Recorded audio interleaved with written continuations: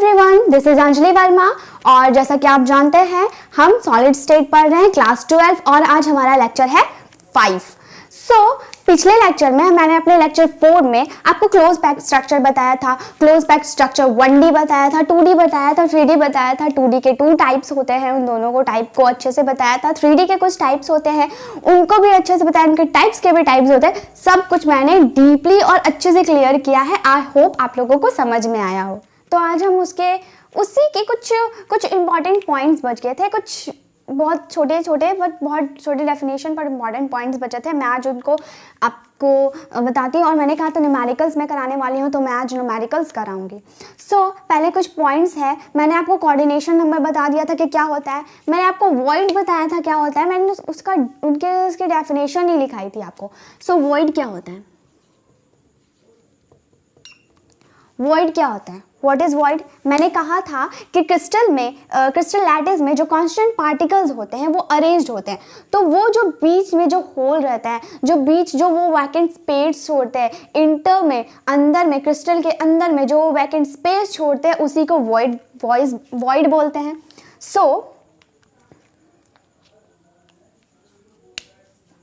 The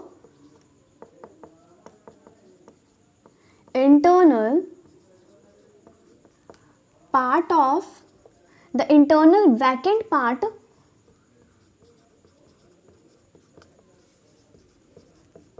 of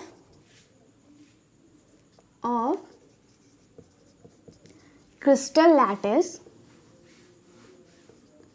after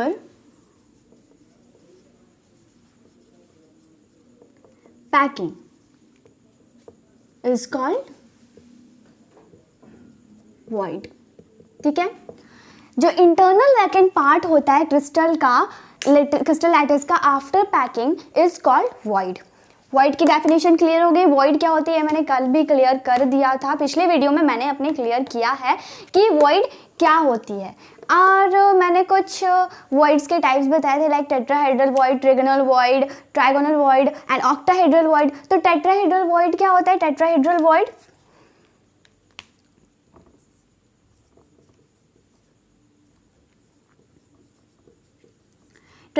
void क्या होता है? ठीक है, टेट्राहेड्रल वॉइड्स वो होते हैं जो 4 स्फीयर्स से बनते हैं। 4 स्फीयर्स थे, 3 नीचे, 1 2 3 और एक ऊपर से रहता है। मैंने कल बताया था, ये 1 स्फीयर, ये 2 स्फीयर, ये 3 स्फीयर और ये बना हमारा अंदर वाला टेट्राहेड्रल वॉइड। ठीक है, तो ये 4 स्फीयर से बने होते हैं। ठीक है, स्फीयर्स यानी कि कांस्टेंट पार्टिकल। ठीक है, और ऑक्टाहेड्रल वॉइड की अगर हम लोग बात करें, ऑक्टाहेड्रल वॉइड की बात करें तो ये 6 स्फीयर्स से मिलकर बने होते हैं। 6 स्फीयर्स मैंने आपको ये भी कल बताया था। 3, ये 3 स्फीयर्स हो गए। 4 5 6। तो ये जो अंदर में जो होल है, ये जो अंदर में वैकेंट स्पेस है, ये जो वॉइड है, इसी को ऑक्टाहेड्रल वॉइड बोलता है। तो कितने स्फीयर से मिलके बना? 6 स्फीयर्स। ठीक है, और हमारा जो ट्राइगोनल वॉइड है वो 3 स्फीयर से मिलकर बनता है। ट्राइगोनल वॉइड, एक स्फीयर ये रहा, एक स्फीयर ये रहा, एक स्फीयर ये रहा, तो ये हमारा ट्राइगोनल वॉइड हुआ ट्राइगोनल वॉइड। ट्राइगोनल वॉइड कितने स्फीयर से मिलकर बनता है? स्फीयर्स। ये हमारे न्यूमेरिकल का पहला क्वेश्चन है। क्वेश्चन क्या है? A compound is form by 2 elements x and y। 2 elements है, x है, y है। 2 एलिमेंट्स रहते थे ना, a b, तो यहाँ पे 2 एलिमेंट्स है, x है, y है। वो मिलकर एक कंपाउंड बनाते हैं। ठीक है, आगे बढ़ते हैं। Atoms of the element y make CCP arrangement. जो Y है, जो Y एटम है, वो क्या होता है? CCP अरेंजमेंट फॉर्म करता है। CCP means cubic closed packing. ठीक है, cubic close packing arrangement form करता है। And those of the element x occupy all the Hector void. मतलब वो जो Y है वो क्या कर रहा है कि एलिमेंट्स जो y है वो क्या कर रहा है, अरेंजमेंट बना रहा है CCP अरेंजमेंट बना रहा है, और जो x है, जो हमारा x पार्टिकल है वो उसके ऑक्टाहेड्रल वॉइड्स को कवर कर रहा है, ऑक्टाहेड्रल वॉइड्स को कवर कर रहा है। तो यहाँ पे पूछ रहा है कि what is the formula of the compound, तो कंपाउंड का फॉर्मूला क्या होता है। तो इससे पहले मैंने आपको एक चीज़ मुझे आपको बतानी है, आप नोट में करके उसे लिख लीजिएगा, ठीक है, नोट में लिख लीजिएगा। वो एक चीज़ है, कुछ इंपॉर्टेंट टॉपिक्स है, जैसे अगर नंबर ऑफ कांस्टेंट पार्टिकल्स हमारे n हुए, ठीक है, नंबर ऑफ एलिमेंट्स, अगर हमारे नंबर ऑफ एलिमेंट्स या नंबर ऑफ एटम्स कुछ भी अगर n हुआ, ठीक है, n हुए, तो हमारा ऑक्टाहेड्रल वॉइड भी हमारा n होगा, ठीक है। नंबर ऑफ एटम्स अगर n होते हैं तो ऑक्टाहेड्रल वॉइड भी n होगा, और टेट्राहेड्रल वॉइड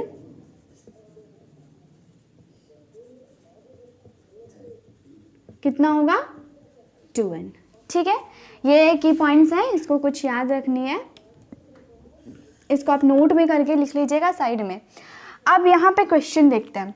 क्वेश्चन मैंने पढ़ दिया, समझा भी दिया कि दो एलिमेंट से मिलकर एक कंपाउंड बना हुआ है, जो हमारा y है क्यूबिक क्लोज पैकिंग बनाता है, और जो हमारा x है वो क्या करता है, इसके ऑक्टाहेड्रल वॉइड्स को ऑक्यूपाई करता है, ठीक है, ऑक्टाहेड्रल वॉइड को ऑक्यूपाई करता है। तो यहाँ पे हम इसको बनाएंगे, तो नंबर ऑफ क्या है हमारा, क्या दिया हुआ है, एलिमेंट वाइज CCP अरेंजमेंट दिया हुआ है, x ऑक्यूपाई करता है, what is the formula of compound. तो हम लोग मान लेते हैं कि let number of y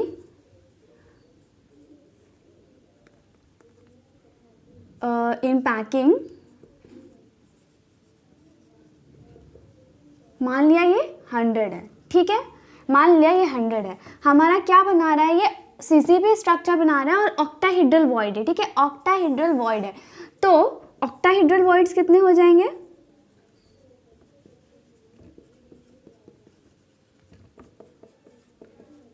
number of octahedral voids कितने हो जाएंगे, देखिए मैं कहा था नंबर ऑफ एटम्स अगर n होंगे तो ऑक्टाहेड्रल वॉइड भी हमारा n होगा। तो यहाँ पे कितने 100 है, तो ऑक्टाहेड्रल वॉइड क्या होगा, 100, ठीक है। नंबर ऑफ एटम्स 100 है, ऑक्टाहेड्रल वॉइड भी 100 होगा। अब देखिए हर एक एलिमेंट्स जो y और x जो एलिमेंट है वो क्या है कि इक्वल नंबर में है, ठीक है, इक्वल नंबर में है, y ऑक्यूपाई कर रहा है, y CCP अरेंजमेंट बना रहा है, और एक x उसको उसके ऑक्टाहेड्रल यानी कि एक x एक ऑक्टाहेड्रल वॉइड को ऑक्यूपाई कर रहा है। तो यहाँ पे 100 ऑक्टाहेड्रल वॉइड्स है, यानी कि नंबर ऑफ x कितने होंगे, 100 ऑक्टाहेड्रल वॉइड्स है, 100 ऑक्टाहेड्रल वॉइड्स है, और सारे ऑक्टाहेड्रल वॉइड्स में एक एक x एलिमेंट हमारा रखा हुआ है। तो अगर ऑक्टाहेड्रल हमारे 100 है तो हमारा x एलिमेंट कितना होगा, वो भी 100 होगा। सो इसलिए नंबर ऑफ x 100 हो गया। और हमारा फॉर्मूला पूछा है कंपाउंड का, तो कंपाउंड का फॉर्मूला क्या होता है, कितने x और कितने y है। तो x हमारा कितना है 100 और y कितना है 100, कैंसिल आउट करेंगे हम लोग तो आ जाएगा x1 और y1, ठीक है। और यही है हमारा आंसर। हमारा सेकंड क्वेश्चन, फर्स्ट हमने देख लिया, हमारा second question, atoms of the element B form SCP lattice, यानी कि B टाइप, इसमें भी सेम है, A टाइप और B टाइप एलिमेंट है। जो B टाइप एलिमेंट है वो हमारा HCP लैटिस फॉर्म करता है, hexagonal close packing structure, hexagonal close packing lattice form करता है। और those of the element A, और जो एलिमेंट A है वो tetrahedral, 2/3 of the tetrahedral voids, यानी कि जो हमारा एलिमेंट A है वो टेट्राहेड्रल वॉइड का 2/3 पार्ट कवर करता है, ठीक है, टेट्राहेड्रल वॉइड का 2/3 पार्ट कवर करता है। तो हम लोगों से फॉर्मूला पूछा है, कंपाउंड का फॉर्मूला क्या होता है। तो यहाँ पे क्या क्या दिया हुआ है, सबसे पहली चीज़ जो हमारा B है वो HCP लैटिस फॉर्म करता है। तो सबसे पहले हम मान लेंगे, जैसे पहले में माना था, let number of B forming packing कितने होते हैं? नंबर ऑफ बी कितने हैं? मान लिया 100 है, ठीक है, मान लिया 100 है। तो अब number of be forming packing मान लिया 100। अब और जो नंबर ऑफ टेट्राहेड्रल वॉइड्स कितने हो जाएंगे?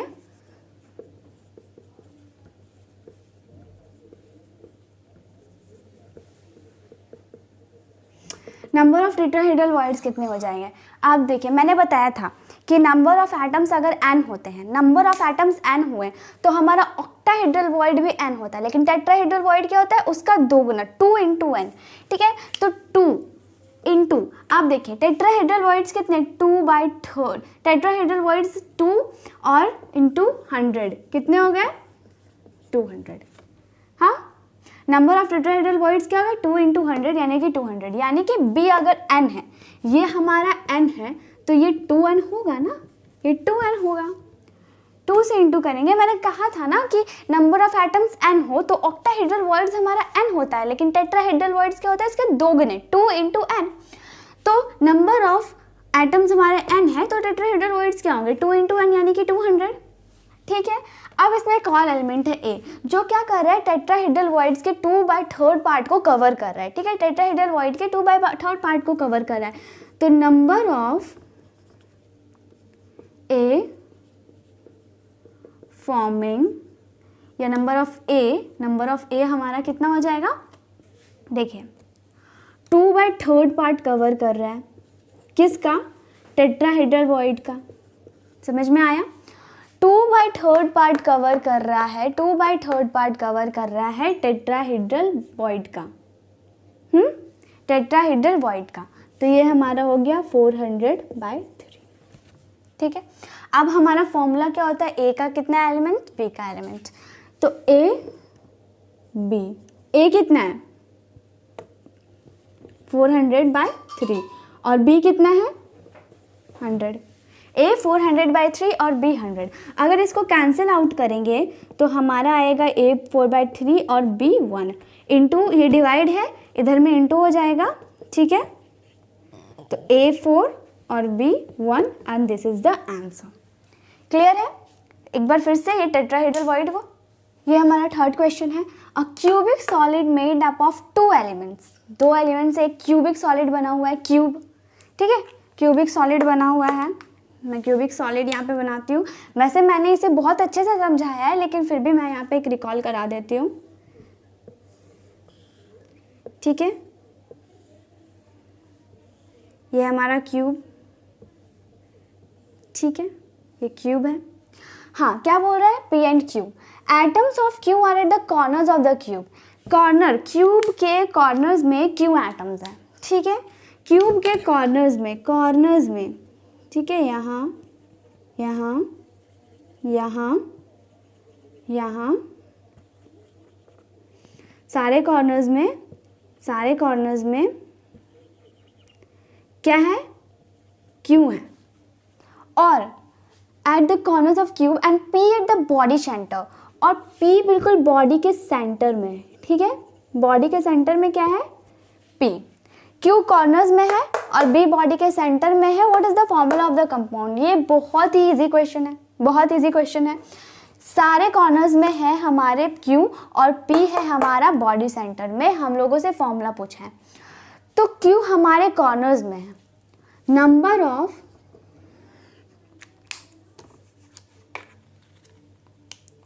सॉल्यूशन देखते हैं।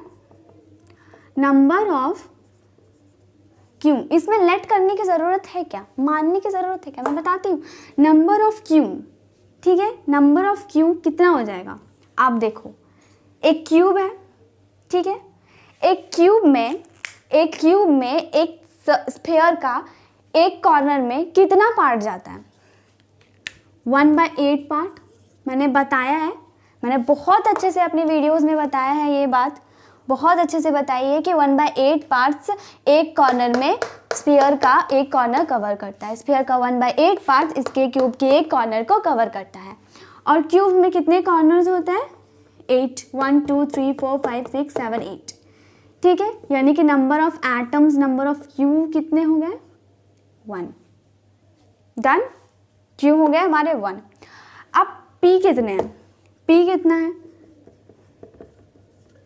P कितने हैं? अब देखिए P तो बॉडी के सेंटर में है, बॉडी के सेंटर में यानी कि P अकेला सिंगल है, यानी कि P कितने हो गए हमारे 1। समझ में आ रहा है? नंबर ऑफ Q 1 और P 1 कैसे हुआ? ठीक है, नंबर ऑफ Q और नंबर ऑफ P 1 कैसे हुआ? अब फॉर्मूला हमारा क्या होता है? P answer. बहुत इजी था ये तो, ठीक है। Density of a unit cell. अब हम यूनिट सेल की डेंसिटी देखते हैं, उसके बाद कुछ न्यूमेरिकल्स करेंगे, ठीक है। Density of unit cell, unit cell की डेंसिटी देखते हैं। तो डेंसिटी क्या होती है हमारी? डेंसिटी किसी भी चीज़ की डेंसिटी क्या होती है? डेंसिटी का फॉर्मूला क्या होता है actually?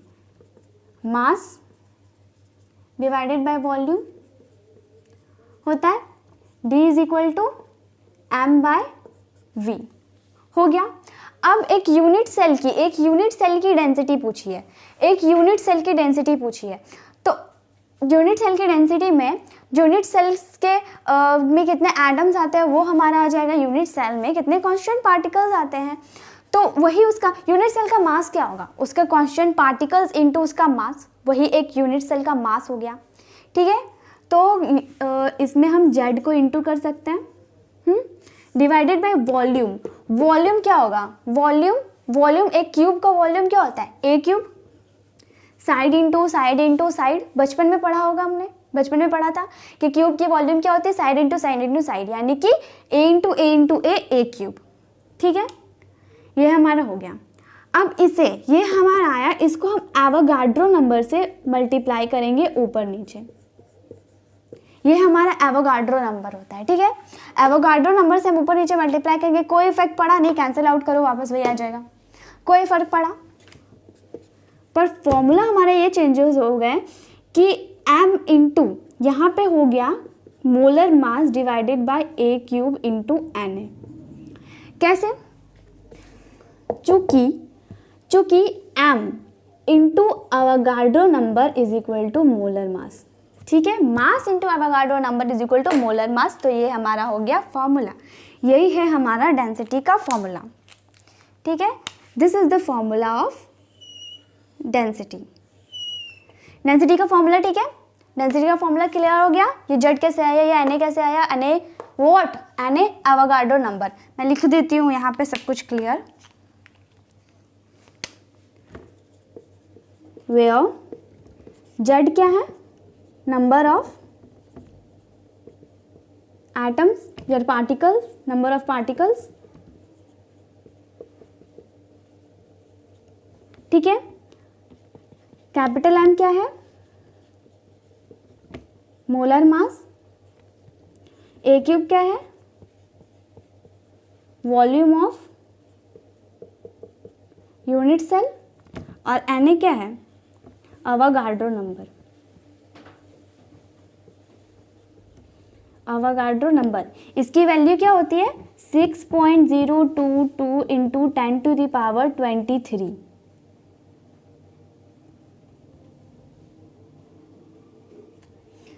6.022 into 10 to the power 23 इसकी अवोगाड्रो नंबर होती है, ठीक है।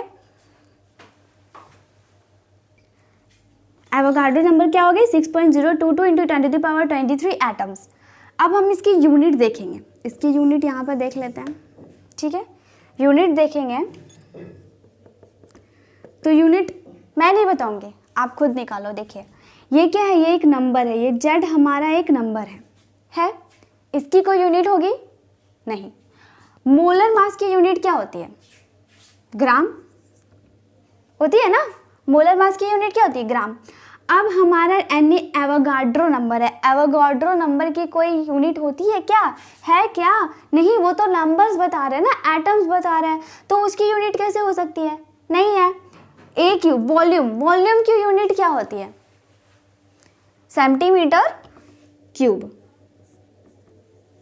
ठीक है। तो या तो ये लिख लो या तो ग्राम पर सेंटीमीटर क्यूब लिख लो, ये हो गई हमारी यूनिट, ठीक है। Unit clear?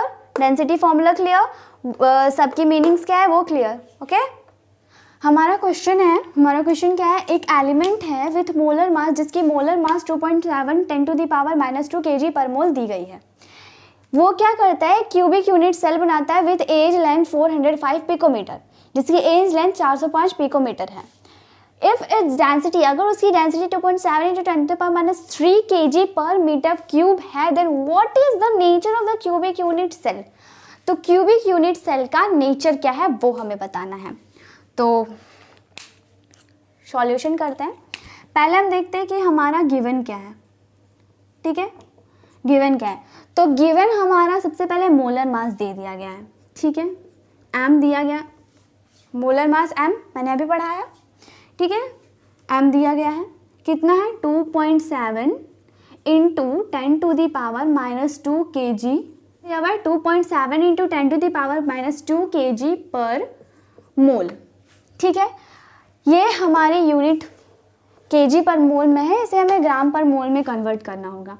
तो 2.7 × 10⁻² इंटू केजी को ग्राम में कन्वर्ट करने के लिए 10⁻³ से इंटू करेंगे, तो ये ग्राम पर मोल में हमारा कन्वर्ट हो जाएगा। अब देखिए 2.7 × 10⁻² और 3 बेस सेम, पावर क्या होगा जुड़ जाएगा, -2 + 3 क्या हो गया +1 यानी कि 10, और 10 से इससे इंटू करेंगे तो आ जाएगा मेरा 27 ग्राम पर मोल। ये हमारा मोलर मास निकल गया।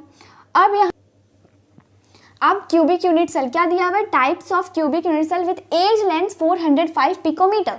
एज लेंथ दिया हुआ है हमारा, एज लेंथ दिया हुआ है 405 पिकोमीटर। पिकोमीटर है, इसे हमें सेंटीमीटर में चेंज करना पड़ेगा, ऐसा यूनिट में चेंज करना पड़ेगा। तो पिकोमीटर में को मीटर में चेंज करना है, फिर हमें इसे सेंटीमीटर में चेंज करना है, ठीक है। समझ में आया। अब देखिए 405 405 इंटू यहाँ पे पावर 2 और 12, ठीक है, तो 10⁻−10। नहीं समझ में आया। यहाँ पे पावर 2 है, ओके 2 है, और ये 12 है, बेस सेम, पावर क्या होगा जुड़ जाएगा, तो -12 + 2 = 10 सेंटीमीटर। एज लेंथ और क्या दिया हुआ है, इसकी डेंसिटी दी हुई है। डेंसिटी कितनी दी हुई है, 2.7 × 10⁻² 2.7 × 10⁻³ kg पर मीटर क्यूब। इसको भी हमें SI यूनिट में कन्वर्ट करना पड़ेगा, ठीक है। केजी को ग्राम और मीटर को सेंटीमीटर क्यूब में।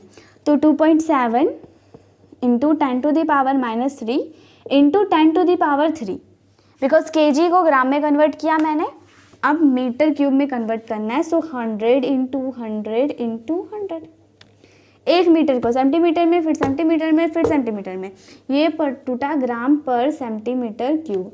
अब देखिए बेस सेम, पावर जुट गया। आई थिंक क्वेश्चन में कुछ रॉन्ग है, ये 3 होगा, ठीक है, ये 3 होगा, ये 3 होगा।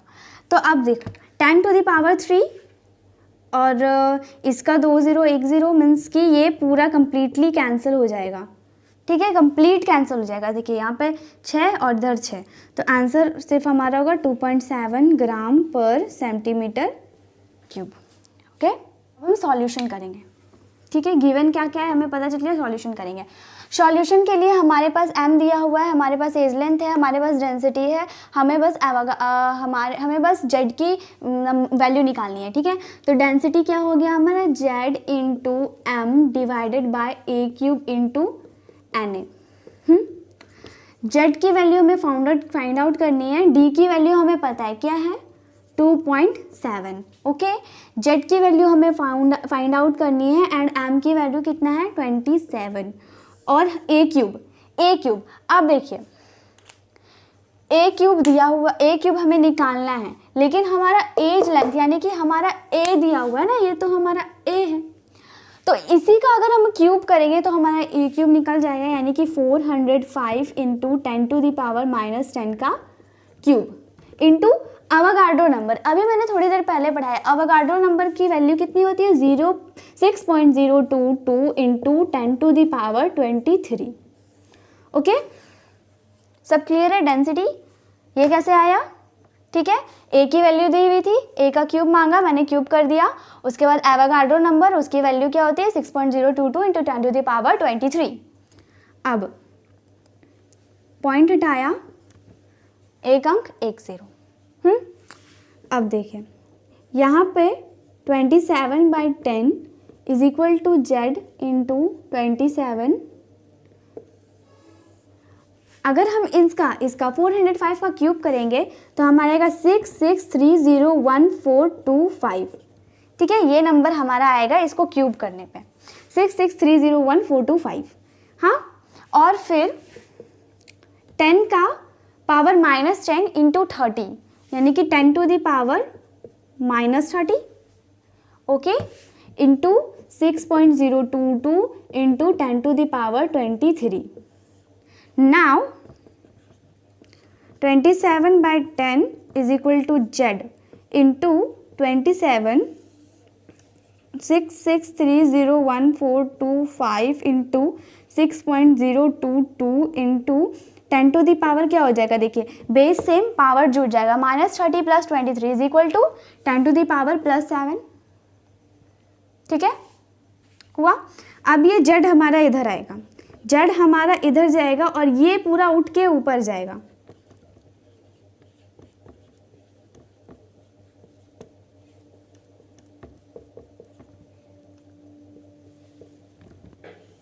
-7 होगा बिकॉज माइनस था ना ज़्यादा, इसलिए -7, -30 में 23 घटाया हमने, तो ये हो गया। और ये 27 हमारा ये 27 और ये 27 कैंसिल हो गया, कैंसिल हुआ, और ये 10 नीचे। अब ये देखिए, ये जो 10 टू द पावर -7 है, इसको हम लोग नीचे लिख सकते हैं ना 10 टू द पावर 7, तो ये क्या हो जाएगा 10 टू द पावर 8। अब 10 टू द पावर 8 हो गया, यानी कि 8 अंक के बाद हम लोग यहाँ पे 0 लगा सकते हैं, 1 2 3 4 5 6 7 8, यानी कि 0.663 आगे इंटू 6.022, 0.663 समथिंग एंड इंटू 0.622 आया। ठीक है, और ये तो कैंसिल हो गया, तो जेड की वैल्यू हमारी इतनी आई, और इसको हम लोग सॉल्व करेंगे तो 3.998 आएगा, which is approximately equal to 4। अब जेड की वैल्यू आ गई हमारी 4। ठीक है, जेड की वैल्यू आ गई हमारी क्या 4, कोई यूनिट होगा क्या, नहीं कोई यूनिट नहीं होगा, नंबर का क्या यूनिट, तो जेड की वैल्यू आ गई 4। अब सोचो जेड की वैल्यू 4 है और यहाँ क्या पूछा है, nature of cubic unit cell. ठीक है, जेड की वैल्यू हमारी आ गई 4 और पूछा है nature of cubic unit cell. तो किस क्यूबिक यूनिट सेल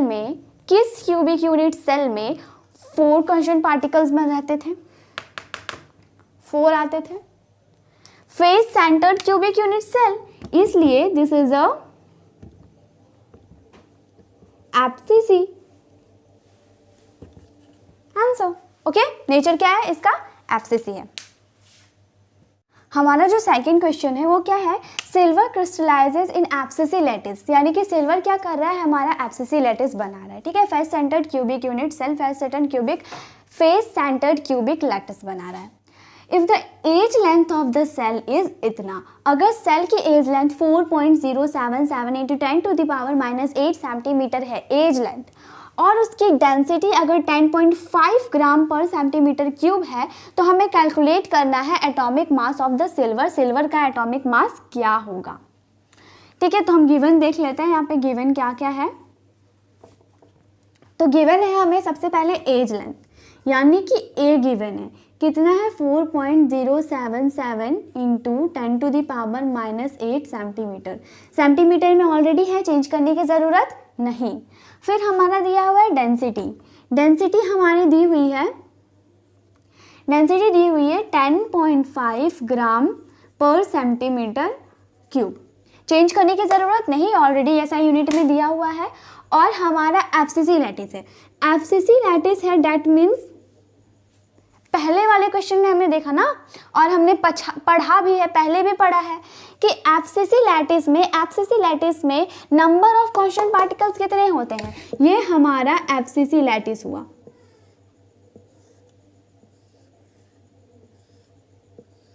ये हमारा लैटिस है।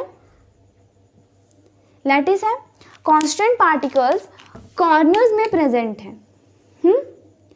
कॉर्नर्स में प्रेजेंट है।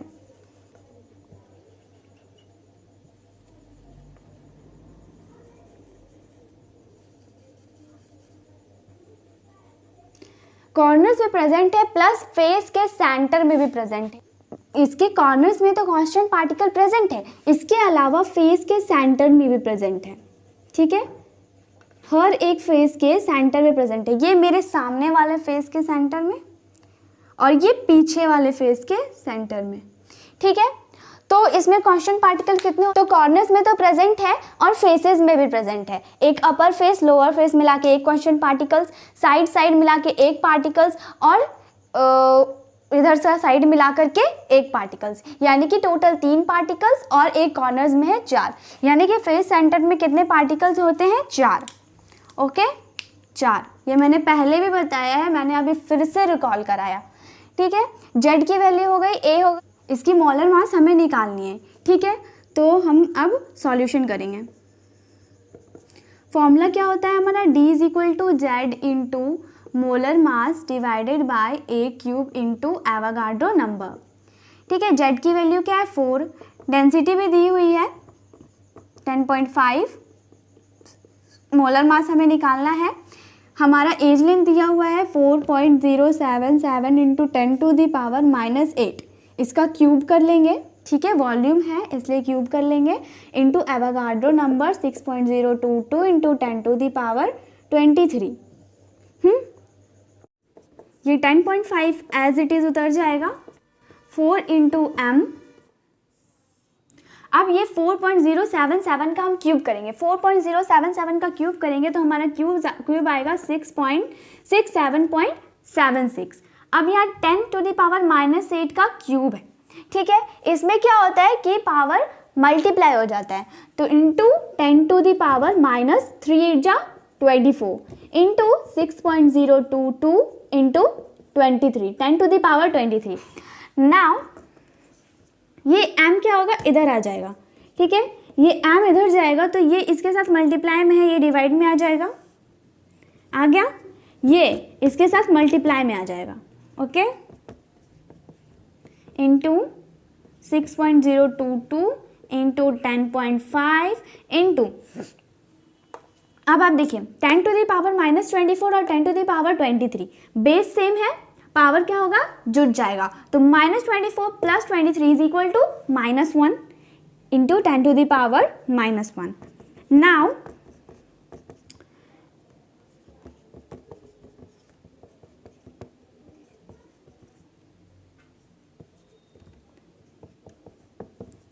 अब देखिए ये 4 नीचे का नीचे है, ये 10⁻⁻1, इसको नीचे ले आएंगे तो ये हो जाएगा 10। ठीक है, अब ये पूरा को हम सॉल्व करेंगे, इस पूरा को सॉल्व करेंगे तो हमारा आंसर आएगा 107.11 ग्राम पर मोल। ये हमारा क्या आ गया, मोलर मास। ठीक है, and this is our answer. Okay, तो आज हमने क्या क्या पढ़ा, आज हमने न्यूमेरिकल्स बनाए, आज हमने कुछ इंपॉर्टेंट पॉइंट्स देखे, वॉइड्स को जाना, टेट्राहेड्रल वॉइड में कितने कोऑर्डिनेशन नंबर्स होते हैं उन सबको जाना, ऑक्टाहेड्रल वॉइड क्या होता है, ट्रायगोनल वॉइड क्या होता है, इन सबको जाना, और हमने कुछ न्यूमेरिकल्स किए, डेंसिटी जानी, तो इतना सब आज हमने पढ़ लिया है। अब हमारे नेक्स्ट वीडियो में मैं डिफेक्ट्स ऑफ सॉलिड्स बनाने वाली हूँ। सॉलिड का डिफेक्ट, सॉलिड्स हम बनाते हैं तो उसमें कुछ इरेगुलरिटीज आ जाती है, कुछ उसमें प्रॉब्लम्स आ जाते हैं, कुछ उसमें डिफेक्ट्स आ जाते हैं, उसी को बोलते हैं हम लोग सॉलिड डिफेक्ट्स। उसके बहुत टाइप्स होते हैं जिसको हम कल पढ़ने वाले हैं। सो आपने अगर मेरे चैनल को सब्सक्राइब नहीं किया है तो प्लीज़ सब्सक्राइब कर लीजिए।